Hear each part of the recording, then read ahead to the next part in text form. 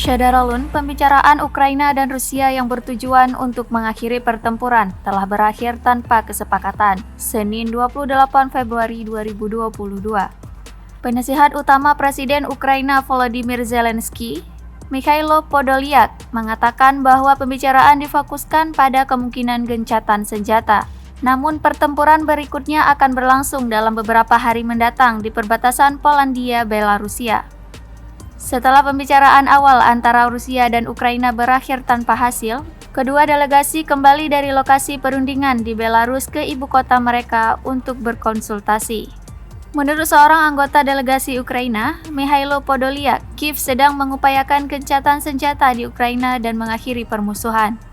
Mantan Menteri Kebudayaan yang memimpin delegasi Rusia, Vladimir Medinsky, mengatakan pertempuran berikutnya akan berlangsung sekali lagi di sepanjang perbatasan Ukraina-Belarus dalam beberapa hari mendatang.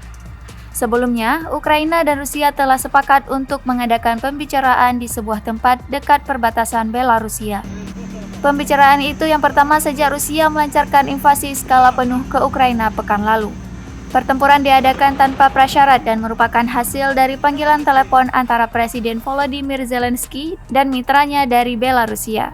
Menteri Luar Negeri Ukraina dalam pidato yang disiarkan televisi pada Minggu 27 Februari 2022 mengatakan negaranya tidak akan melepaskan satu pun wilayahnya kepada Rusia.